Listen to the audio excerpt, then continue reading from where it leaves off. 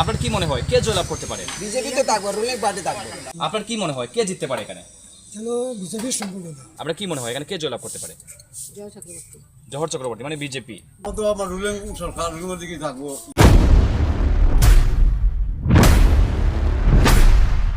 নমস্কার, আমি এমডি হাসান, আপনারা দেখছেন ইউনিক ত্রিপুরা। আমরা এই মুহূর্তে রয়েছি ৫৬ ধর্মনগর বিধানসভা কেন্দ্রের উপনির্বাচনকে সামনে রেখে জনতার রায় নিতে ৫৬ ধর্মনগর বিধানসভার বিভিন্ন এলাকাতে আমরা ঘুরব এবং দেখব গণদেবতারা কাকে চাইছেন। এখানে সিপিআই মনোনীত হয়েছেন অমিতাভ দত্ত, কংগ্রেস মনোনীত করেছে চয়ন ভট্টাচার্যকে এবং বিজেপি মনোনীত করেছে জহর চক্রবর্তীকে।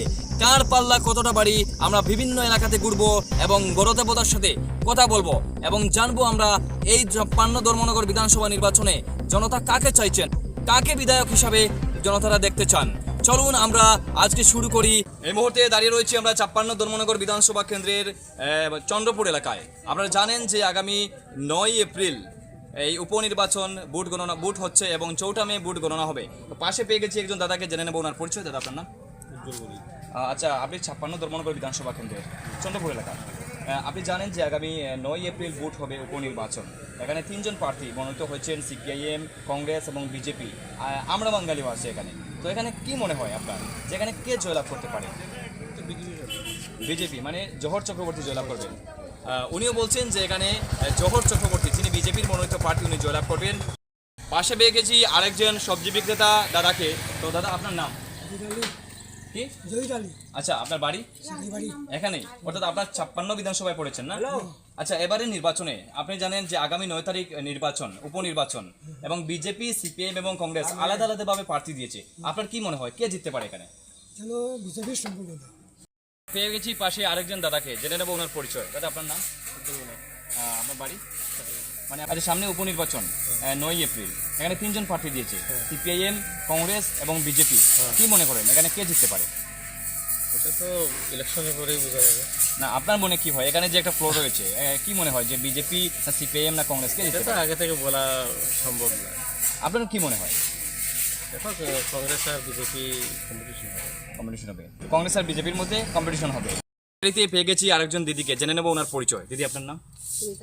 আচ্ছা, আপনি ৫৬ ধর্মনগর বিধানসভা তো না? সামনে ৯ তারিখ উপনির্বাচন ধর্মনগরে। আপনার কি মনে হয় এখানে কে জয়লাভ করতে পারে? জহর চক্রবর্তী মানে বিজেপি। এই মুহূর্তে রয়েছি আমরা শাখাই বাড়িতে, পেয়ে গেছি একজন দাদাকে, জেনে নেবো ওনার পরিচয়। দাদা আপনার নাম? আপনার বাড়ি এখানেই না? আচ্ছা, ৫৬ ধর্মনগর বিধানসভা কেন্দ্রে উপনির্বাচন আগামী ৯ এপ্রিল এবং ৪ মে এখানে গণনা হবে। আপনার কি মনে হয় এখানে কে জয়লাভ করতে পারে? বিজেপি মানে জহর চক্রবর্তী এখানে জয়লাভ করতে পারেন। অসংখ্য ধন্যবাদ আপনাকে। এই মুহূর্তে দাঁড়িয়ে রয়েছি আমরা ৫৬ ধর্মনগর বিধানসভা কেন্দ্রের চন্দ্রপুর এলাকায়। পাশে পেয়ে গেছি একজন দাদাকে, জেনে নেবো ওনার পরিচয়। দাদা আপনার নাম? আমার নাম অনুপ কুমার দে। আপনি ৫৬ ধর্মনগর বিধানসভা ধর্মনগর বিধানসভার ১ নং বুথের। আচ্ছা, আপনি জানেন যে এখানে উপনির্বাচন হতে যাচ্ছে আগামী ৯ এপ্রিল বুট এবং ৪ মে বুট গণনা হবে। নমস্কার, এই মুহূর্তে আমরা দাঁড়িয়ে রয়েছি ৫৬ ধর্মনগর বিধানসভা কেন্দ্রের রাগনা গ্রাম পঞ্চায়েতে। এখানে পেয়ে গেছে একজন দাদাকে, জেনে নেবো ওনার পরিচয়। দাদা আপনার নাম?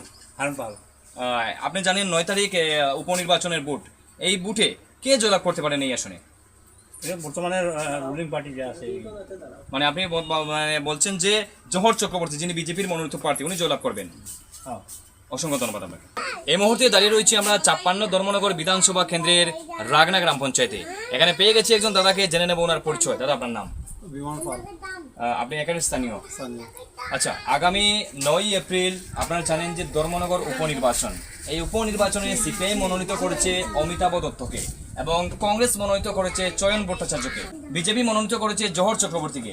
আপনার কি মনে হয় কে জয়লাভ করতে পারেন এই আসনে? আপনি কি মনে করেন এই এলাকার যে একটা ফ্লোর রয়েছে, আপনি কি মনে করেন এখানে কে জয়লাভ করতে পারে? এটা তো কইতে পারতাম না, এটা কেমন করবো? ইলেকশনে বোঝা যাবে কে যাবে কে না। ইলেকশন তো বুঝে যাবে ঠিকই, কিন্তু এই এলাকাতে মানে কার বুটের পাল্লা বাড়ি হতে পারে? বুটের পাল্লা খাওয়ার মনে হচ্ছে না, এখন তো আমার রুলিং সরকার রুলিংয়ের দিকে থাকবো বেশি। অসংখ্য ধন্যবাদ আপনাকে।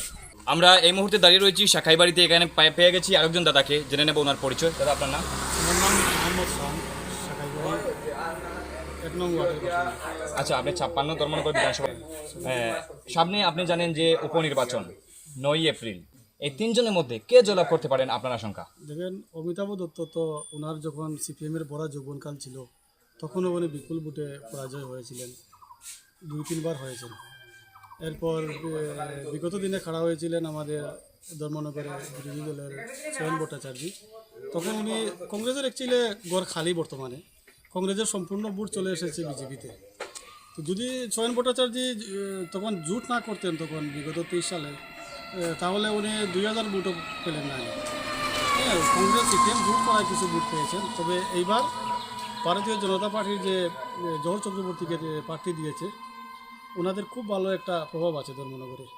বিগত দিনে ওনারা ভালো কাজ করেছেন। ওনার ওয়াইফ তো মানে আপনি চাইছেন যে বলছেন যে ভারতীয় জনতা পার্টির জহর চক্রবর্তী উনি জয়লাভ করবেন? জয়লাভ করে বিপুল ভোটে জয়লাভ করবেন এবং বিরোধীদের, আমার জানা মতো বিরোধীদের জামানত জব্দ হবে। এই মুহূর্তে আমরা দাঁড়িয়ে রয়েছি 56 ধর্মনগর বিধানসভা কেন্দ্রের চন্দ্রপুর এলাকায়। এখানে পেয়ে গেছে একজন দাদাকে, জেনে নেব ওনার পরিচয়। দাদা আপনার নাম?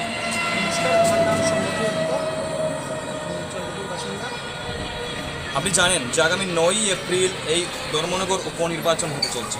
এখানে বাম প্রার্থী দিয়েছে অমিতাভ দত্তকে এবং কংগ্রেস প্রার্থী দিয়েছে চয়ন ভট্টাচার্যকে, বিজেপি দিয়েছে জহর চক্রবর্তীকে। কি মনে হয় কার পাল্লা এখানে বাড়ি হতে পারে?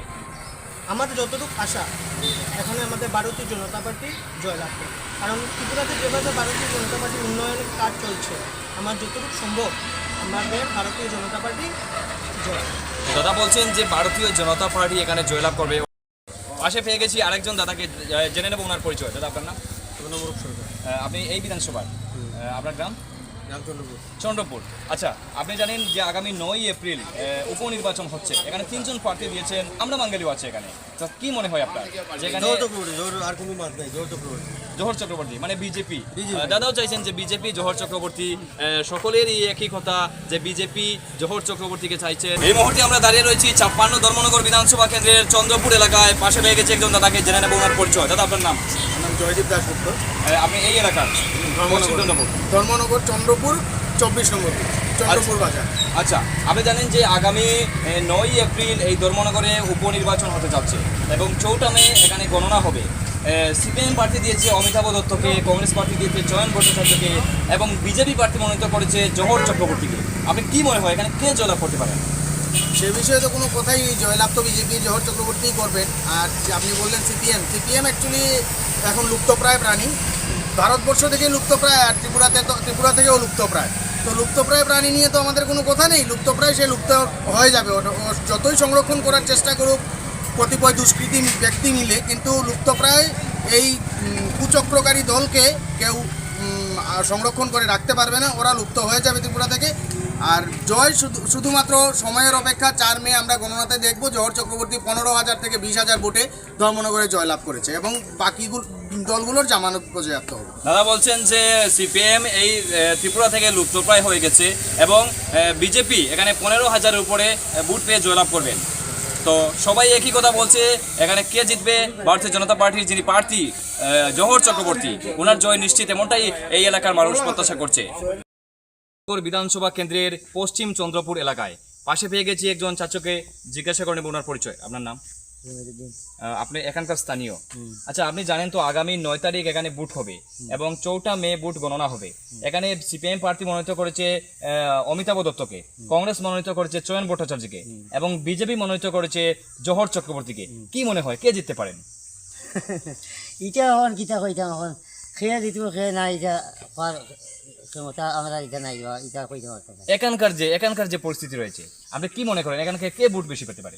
ওখানকার যে পরিস্থিতি বিজেপি যাইব, বিজেপি জিতবো। অসংখ্য ধন্যবাদ। এই মুহূর্তে আমরা দাঁড়িয়ে রয়েছি 56 ধর্মনগর বিধানসভা কেন্দ্রের পশ্চিম চন্দ্রপুর এলাকায়।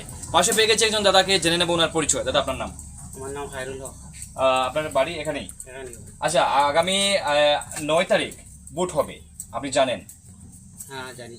আচ্ছা, আগামী 9 তারিখ হবে ভোট। কি মনে হয় আপনার এখানে কে জয়লাভ করতে পারেন? এখানে কিছু বোঝা যাচ্ছে না, সবাই তো গ্রামে প্রচার করছে, চলছে প্রচার, সব কিছু চলছে, আসলে বোঝা যাচ্ছে না। এই গ্রামের ফ্লো কি বোঝা যাচ্ছে? এখানকার যে পরিস্থিতি, কে বেশি ভোট পেতে পারে? এখানে সবাই এক ধরনেরই, সবাই প্রচার করছে, সবাই ভোট মানে কে জয়লাভ করতে পারবে আপনি সঠিক বলতে পারছেন না। পেয়ে গেছি আরেকজন দাদাকে, জিজ্ঞাসা করে নেবো। দাদা আপনার নাম, আপনার বাড়ি, আপনার কি মনে হয় কে জয়লাভ করতে পারে? বিজেপি তো থাকবে, রুলিং পার্টি থাকবে, রুলিং পার্টি থাকবে, আপনি 100% নিশ্চিত? 100%। পাশে পেয়ে গেছি একজন দাদাকে, তো জিজ্ঞাসা করে নেবো। দাদা আপনার নাম, দীপুচন্দ্র দেব, আপনার বাড়ি এখানেই, বাড়ির আলগাপুর। মানে ধর্মনগর 56 বিধানসভা কেন্দ্র তো? আচ্ছা, আপনি কি মনে করেন যে এবারে নির্বাচনে কে জয়লাভ করতে পারে? এটা তো আমরা কইতে পারি না, কে করবো না করবো। আপনার মনে কি হয়? আমার মনে তো বিজেপি করবো। বিজেপি? তো আপনারা দেখলেন যে দাদা কি বলছে, যে এখানে বিজেপি জয়লাভ করতে পারে। এই মুহূর্তে রয়েছি 56 ধর্মনগর বিধানসভা কেন্দ্রের চন্দ্রপুর এলাকায়। পাশে পেয়ে গেছি একজন দাদাকে, জেনে নেব ওনার পরিচয়। দাদা আপনার নাম? আচ্ছা, আপনি জানেন যে আগামী 9 এপ্রিল ধর্মনগর উপনির্বাচন হতে যাচ্ছে। এখানে বিজেপি মনোনীত করেছে জহর চক্রবর্তীকে, সিপিআই মনোনীত করেছে অমিতাভ দত্তকে এবং কংগ্রেস মনোনীত করেছে চয়ন ভট্টাচার্যকে। কি মনে হয় আপনার, এখানে কে জয়লাভ করতে পারে? এখানে কোনো লড়াই নেই। এখানে জোরদা আমাদের সর্বজন প্রিয় দাদা, যিনি দীর্ঘদিন ধরে বিজেপির সাথে আছেন, কাজ করছেন। তো ওনার সাথে চয়ন ভট্ট বা লোকে আছেন জন্দু দত্ত, ওনার সাথে লড়াই নেই। গতবার যা ভোট পেয়েছিলেন আমাদের বিজেপির বিধায়ক, এর থেকে ডাবল ভোটে এবার জোরদা মনোনীত হলেন। শুনুন দাদা কি বললেন, যে গত বছর যখন নির্বাচন হয়েছিল 2023-এ, তখন বিশ্ববন্ধু যেই ভোট পেয়েছিলেন তার থেকে আরো দ্বিগুণ ভোট পেয়ে জয়লাভ করবেন জহর চক্রবর্তী, এমনটাই প্রত্যাশা করছেন এই চন্দ্রপুর এলাকার জনগণ। দেখতে থাকুন ইউনিক ত্রিপুরা। এই মুহূর্তে আমরা দাঁড়িয়ে রয়েছি 56 ধর্মনগর বিধানসভা কেন্দ্রের ধর্মনগরের প্রাণ কেন্দ্রে। এখানে বাজারে আমরা পেয়ে গেছি একজন দাদাকে, যিনি ফল বিক্রেতা, ওনার সাথে পরিচয় করে দেবো। তো আপনার নাম দাদা? আপনার বাড়ি কোথায়? কামেশ্বর। আপনি এই নির্বাচন 56 ধর্মনগর বিধানসভায়? আচ্ছা আচ্ছা, এখানে ধর্মনগর যে উপনির্বাচন সামনে, আপনি জানেন আগামী 9 তারিখ, এখানে কিভাবে ফ্লো চলছে এখন পর্যন্ত? রাস্তাঘাটে আপনারা দেখতে পাচ্ছেন ভারতীয় জনতা পার্টি, সিপিআইএম, কংগ্রেস 3 দল প্রার্থী দিয়েছে। পরিস্থিতি কি চলছে এখানে? আচ্ছা, তো আমি বলতে পারি না, আমি তো মাঝে মাঝে আসি, এখন গ্রামের মধ্যে আসি, ওখানে করে থাকি। তো মাঝে মাঝে আসি, এখানে দেখাশোনা একটু করি। অনেক পরিস্থিতি তো সবাই ভালো দেখতেছি, আগে যাইছিল অনেক ভালো। আপনি কি মনে করেন, আপনার কি মনে হয় এখানে কে জিততে পারে? এখানে কে জিততে পারে তো এটা আন্দোলনতাই বলবে। আর আমাদেরকে যদি আপনি জিজ্ঞাসা করেন, যেটা আপনারাও জানতে পারতেছেন, বুঝতে পারছেন, যারা বিরোধী আছে, বিজেপি বিরোধী, জহর চক্রবর্তীর বিরোধী যে আরও আছে, দুজনে আরও বিরোধীরা আছে, তাই তাদের জামানত বাজে। কারণ জহর চক্রবর্তী বেশির চেয়ে বেশি অধিক ভোটে, যেটা যদি আমরা 2008, 13, 18, 23 আর এখন হচ্ছে 26 উপনির্বাচন, এই বিগত দিনে যে ভোটের রেজাল্ট, আমাদের ভোটের রেজাল্টে 8 এবং 18-তে ডানপন্থীরা পেয়েছিল 8 থেকে 13 এবং 18 এবং 23-এ। এই যে কয়েক বছরের বিধানসভা ভোটের সমস্ত রেকর্ড ভেঙে দিয়ে আমাদের জহরদা অধিক ভোটে বিজয়ী হবেন এবং বিরোধীদের নমিনেশন বাজেয়াপ্ত হবে, এই আশা আমার আছে। বা আপনারাও যেটা ফিল্ডে দেখছেন, মাঠে দেখছেন, রাজনৈতিক ময়দানে দেখছেন, তার চেয়ে বেশি মনে হয় আর বলার কিছু নেই। দেখলেন, উনি যুক্তিসঙ্গতভাবে বুঝিয়ে দিলেন যে ভারতীয় জনতা পার্টি কিভাবে কাজ করছে এবং কিভাবে ভোটের অগ্রাধিকার বাড়িয়ে যাচ্ছে।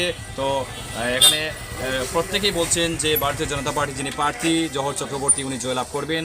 উপনির্বাচনে কে জয়লাভ করতে পারে?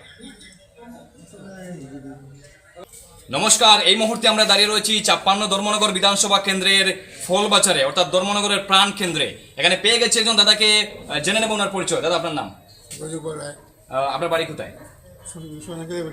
আচ্ছা, আপনি তো এই 56 ধর্মনগর বিধানসভায়, আপনি জানেন যে আগামী 9 তারিখ এখানে উপনির্বাচন হতে চলছে।